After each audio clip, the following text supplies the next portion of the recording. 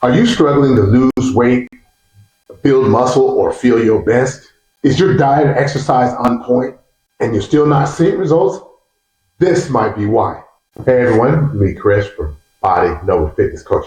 And today we're going to talk about that hidden link, that one thing, that one behavior that you can change that will allow you to improve all of your fitness goals. Fix your sleep. And so there used to be a lot of people who were saying, oh yeah, you should get 8 hours sleep. Getting 8 hours sleep is not a smart choice. You'll never be successful on 8 hours sleep and things like that. Then a lot of those people also had problems with diabetes. They had low testosterone levels, they had heart issues, and the list of health problems just pile up, stack up on top of each other. Sleep is your reset button. You can grind hard during the day, you can grind hard in your workouts and things like that, but you need your sleep to fix everything. Give you a few reasons why. For starters, sleep impacts your hormonal balance. When you have poor sleeping habits, your hormones that control your appetite get out of whack. There's two hormones, leptin and ghrelin, all right? One of them controls the signal to your brain that says, hey, I've had enough, I'm full, okay? When your sleep goes bad, that gets turned down. Also, when your sleep gets bad, you're craving your hormones that make you crave the foods that you shouldn't be eating, that gets turned up. So not only is your resistance or your signal to your brain that says, hey, I'm full, I've had enough, turned down, the cravings are turned up. So you're more likely to blow it on your diet. Second, sleep can affect your metabolism. When you have poor sleep, your cortisol levels raise really high because it's trying to find the energy to keep you going because you haven't hit that reset button. You have poor quality sleep or you don't have enough sleep. When your cortisol levels go really high and you're not hitting that reset button, you're going, okay? But you're not getting the rest. So what the body tries to do, it tries to slow down your metabolism or make you burn less calories doing all of the usual activity. So you might think that you're getting 300, 400 calories each workout, but your body's made the adjustment to not having sleep because it's trying to conserve energy. Sleep also affects your blood sugar levels. You have that high cortisol levels going and the cortisol and adrenaline going. What that also does, it finds ways to supply your body with enough energy. And it creates glucose. You have a lot of glucose in your bloodstream. Your body has to produce a lot of insulin to remove that from your bloodstream. And a lot of times they'll push things into fat cells because you lose the ability to store that in your muscle when you have high stress levels. And so part of the journey that I put my clients through is I'm trying to help them through building muscle, through working out, taking care of the lifestyle and control their foods. I'm trying to help them become more insulin sensitive, where they use less insulin to push things or to push nutrients around the body. They're better at getting nutrients to the right place. They're better at using carbs to fuel their workouts so they can train harder and less insulin resistant. So, because again, your optimal fuel for workouts really is carbohydrates. If you have high intensity workouts, it's carbohydrates. If you're bad at handling them, then you're never going to be as efficient as you should be. So sleep plays a strong role of that. And the research back it up. Start looking at people that have that work. They call them shift workers, okay? These are people who work through the night. So usually easier to sleep when it's dark than it's night.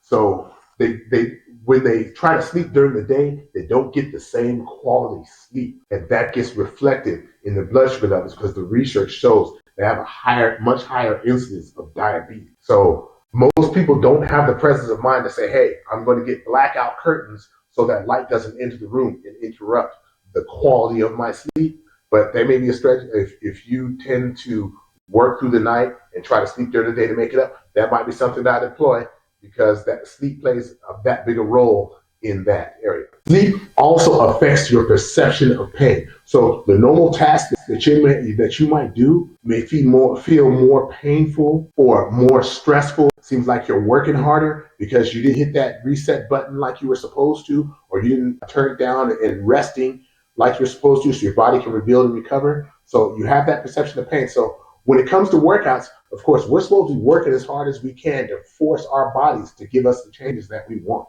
So when your perception of pain is higher than normal, you're much more likely to quit or push yourselves like you should and get the results that you need to get from your workouts. Remember, the body doesn't give you anything free. You have to work for it. So if you're working below your capacity, below your levels because you feel like you're hurting more, that's going to get in the way of your progress. Also, the material that your body uses to make testosterone, to make estrogen, and to make cortisol all come from the same place. So with a lot of people having stressful lives, poor sleep, and poor eating habits on top of that, most of that raw material is going to be snatched up to make more cortisol, which if you know anything about cortisol, cortisol is creating energy that keeps you amped up, juiced up, or gives you energy to get through the day. But the problem is, if it's too high for too long, it will also help keep you from sleeping, getting high sleep, high quality sleep, and enough sleep. It makes sure that the next day that you're going to have the same cortisol and stress problem. So it's one big thing that you're feeding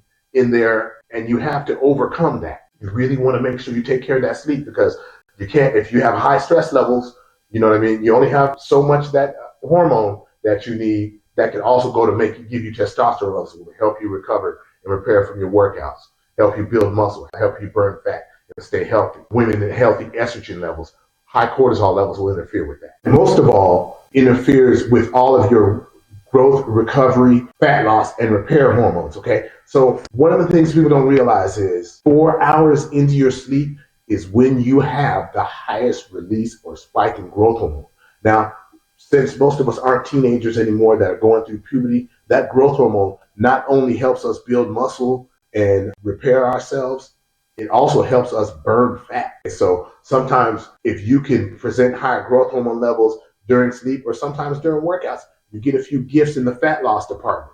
But if you have too much interrupted sleep, or you don't sleep long enough to get into deep REM cycle sleep, you're not going to get the growth hormone releases that you need to get. So that recovery, that growth that you should be experiencing, it's not going to happen. One of the things you can do to help improve your sleep is establish great sleep hygiene. Okay, and that could go to going to bed at the same time and having a routine, a set routine of when you're going to go to bed, or your sleep schedule. You know, you have a relaxing bedtime. So some computers, they have settings on them to where that the special light, they have a special light that they turn off. I think it's the UVB rays gets turned off in the computer, or the screen goes into dark mode, where the certain rays that stimulate you get turned off. You know, after a certain time, you got to make sure you have those settings on your computer and your phone there. Make sure your sleep environment is nice, dark, comfortable temperature. You know, you are comfortable when it's time to go to sleep. At a certain time of day, I usually do this after workout, but I work out late. You know, some of you at the point where you want to wind down, you said, I've done enough for the day. Now it's time for me to wind down. You start to get into relaxation techniques. Guided breathing is very good for this. I also do some guided breathing before I go to bed to try to get everything to wind down, okay? Or after a workout. Guided breathing, simple stretching. You can stretch your whole body for 10 minutes, which a lot of us who sit, you know, need to have more stretching in our lives. You can stretch all those tight muscles.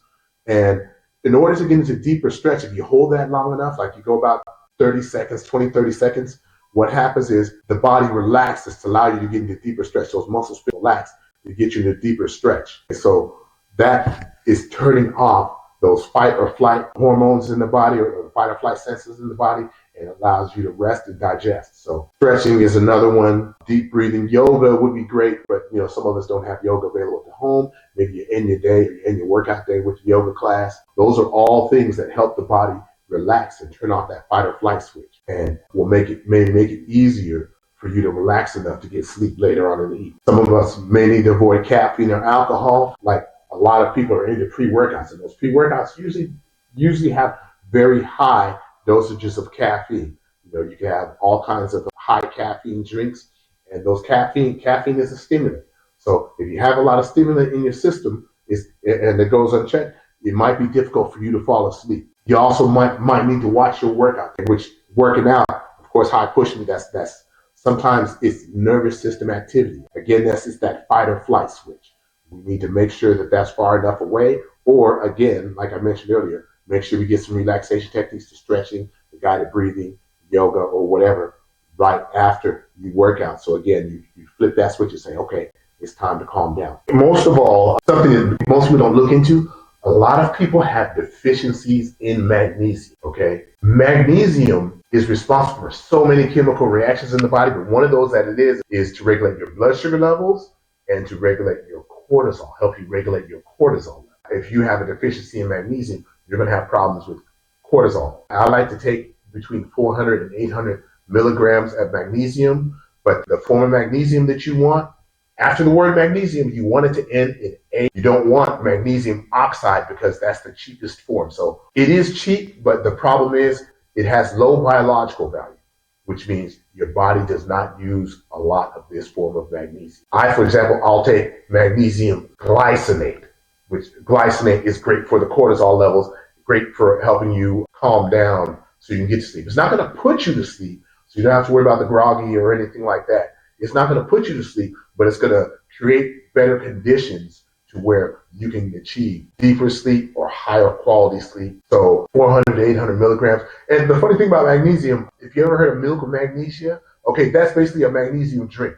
They give you high amounts of magnesium because too much magnesium will basically give you diarrhea. So what we used to do is take high dosages of magnesium, and then when you start having diarrhea when you woke up in the morning, then you knew that you were taking too much magnesium, so you got to cut it back.